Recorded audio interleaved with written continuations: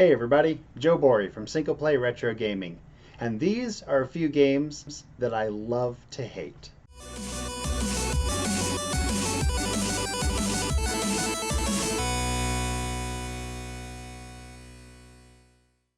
So you ever have that game where you see it in a magazine, especially when you're a kid, and it looks so fascinating. It looks like this great mysterious little game that you want to dive into and figure out all the cool little secrets hidden all through it.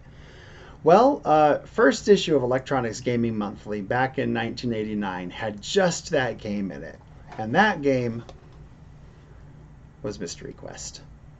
So Mystery Quest for the NES is a side-scrolling platformer with a big world, semi-non-linear, hidden dungeons, lots of secrets, lots of hidden items. It's terrible.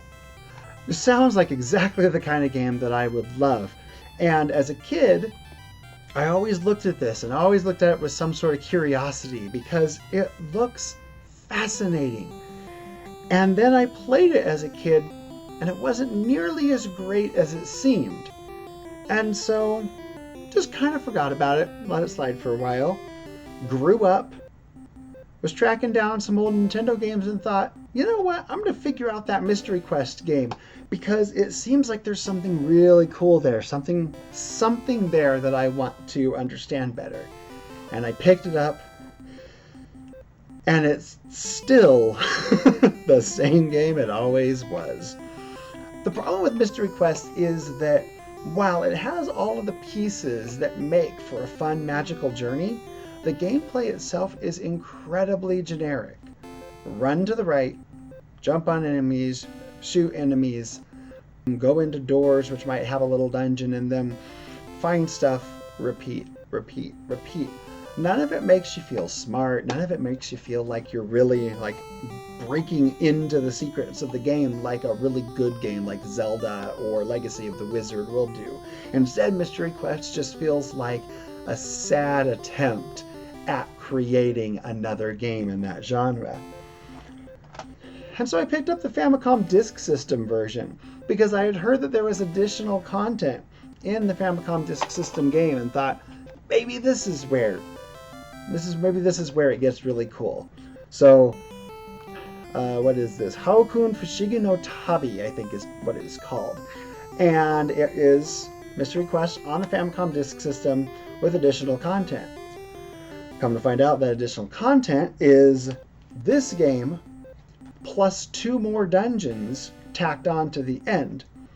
Meaning that you got a game that's not great and you got more of it. Yeah! So overall, Mystery Quest is one of those games that has always fascinated me and has always disappointed me.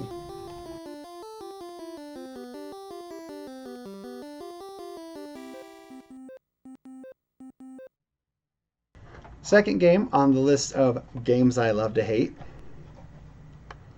Street Combat for the Super Nintendo. Let's create a scenario here. It's 1992. Street Fighter II has made it big in the arcades. Everybody wants to put out the cool new side-scrolling fighter.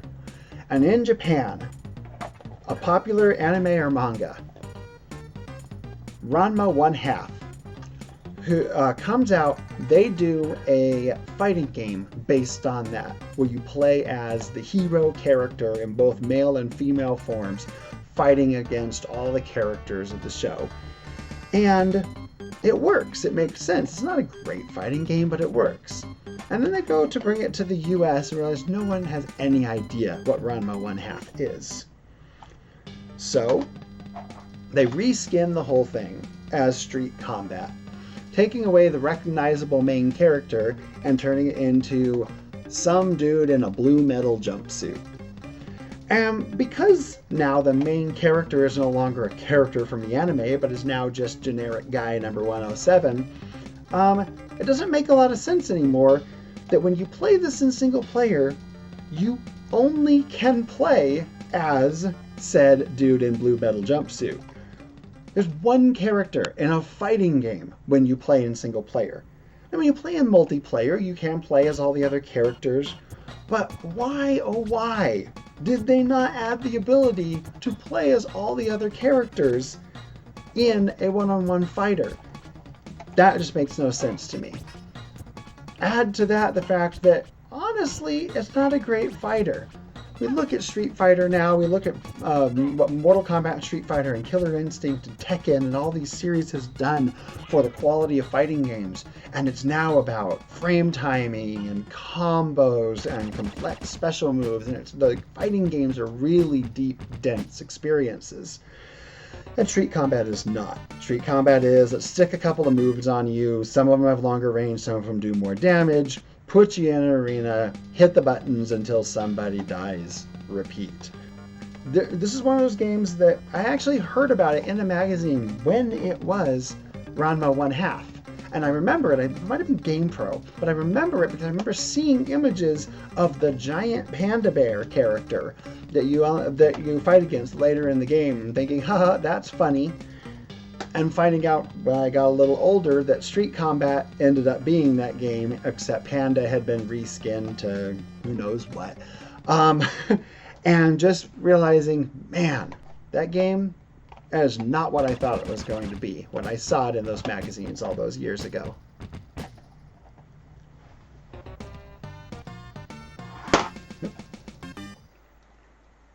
Next game that I absolutely love to hate requires a story. Now, back in the 90s, we were playing some of the best role-playing games ever created. We had Final Fantasy IV and VI, or 2 and 3 in the US, followed up by a string of Chrono Trigger and Earthbound and Secret of Mana, and we had all these great games. And then we knew coming from Japan there was even more that we didn't get. We had Star Ocean, Bahamut Lagoon, and Tales, and all of these amazing 16-bit RPGs. And now we know on the horizon Final Fantasy VII, and we're hyped and we're excited. But Final Fantasy VII is a year away, and the PlayStation had just come out. And the very first role-playing game for the PlayStation is announced. And it's coming from the creators of the Shining series. Shining Force 2, Shining in the Darkness. We cannot wait to see what Camelot Software Planning has planned for us. And it's Beyond the Beyond. Just that name, Beyond the Beyond. That is a silly, silly name for a game that is, by all accounts, incredibly generic. And that's really Beyond the Beyond's downfall. It's not that the game is a particularly bad RPG. Dare I make the comparison to Tecmo's Secret of the Stars, which is a truly bad role-playing game. Beyond the Beyond is better than that. It's just so bland. It's just so generic. Everything about the world, the story, the characters, the gameplay is all so cookie cutter that the game that should have triggered the beginning of the 32-bit era of role-playing games just fell with a thud. Now, to be fair, this is still better than the first role-playing game on the Sega Saturn, which only came out in Japan, called Air's Adventure. This is still a superior game. But this game could have existed on 16-bit consoles. Even the supposed 3D backgrounds and 3D combat system could have been done in Mode 7 on the Super Nintendo. There was really nothing about this game that screamed new 32-bit era. But this actually earns its position on my list for one more reason, and it's very personal to me. Beyond the Beyond is the first video game I have ever fallen asleep while playing. It was during a boss fight, and when I woke up, I had beaten the boss. And if there's anything that explains the bore fest that is playing Beyond the Beyond, it is a game that not only did I fall asleep while playing, but that I still succeeded in doing so.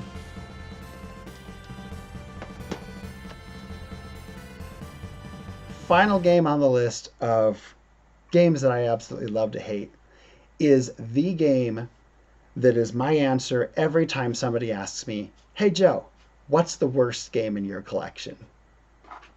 Well, the worst game in my collection is Ganso Sayuki Super Monkey Daiboken on the Famicom. This game is astounding. Absolutely incredible how bad this game actually is. And I love to hate it, not because I have any sort of personal attachment like in some of these other games, but because it's just so bad. So, Ganso Sayuki Super Monkey Daiboken is an attempt to tell the story of Journey to the West, which is a common story in both Japanese and Chinese folklore. It's actually the story that inspired Dragon Ball. So the gameplay itself is a slow, plodding movement, jerky movement through a top-down map with nothing to do.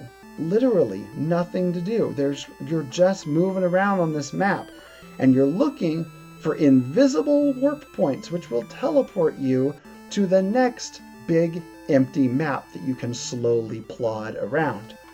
Now, in all fairness, every once in a while you get in a random battle. And these random battles, sadly, are the best part of the game, because the battle system is run back and forth on a 2D plane, or jump, and you can hit the jump button again to fly on a cloud. Flying on a cloud is useless because, as far as I can see, there's really no enemies that require it. So you run back and forth, and you tap on the attack button, and the collision is completely broken, so you just hope that eventually you hit the attack button enough that the enemy falls before you do, so that you can go back to the map and continue to wander aimlessly looking for invisible warp points. This game is utterly pointless. And when I say I love to hate this game, let me tell you how much of a masochist gamer I am. I tried it. I saw how bad it was. And I was like, someone paid $30 for this. In fact, enough people paid for $30 for it that it's a fairly common and inexpensive game. So, there must be something there, right? So I kept playing, and I kept digging deeper and deeper, and I spent probably 45 minutes playing this awful gameplay that you are seeing on your screen right here, trying to figure out, okay, what am I missing? Where is the fun in Ganso Sayuki Super Monkey Daiboken? And 45 minutes later, I have come to the conclusion, guys, this is all there is. Wander the map, do the battles, keep wandering. I don't get it. I don't get how anyone ever put this thing on the shelf. But because it is so astoundingly bad, so bafflingly awful, I kind of love it. And not like I love this game because it's good way, but in a this is an interesting topic to talk about sort of way. So that's a few games that I absolutely love to hate. I don't like to make negative videos talking about games that are bad, but I certainly like sometimes to talk about games that are bad but interesting. So if you like videos like this and want to see some more of them, please let me know down in the comments. If you're interested, if you have any other ideas for videos, please let me know about those as well. I'm a brand new channel, just trying to get my stuff figured out, and any help that you can give, any guidance would definitely help me out. So I thank you for your time, and you have a great day.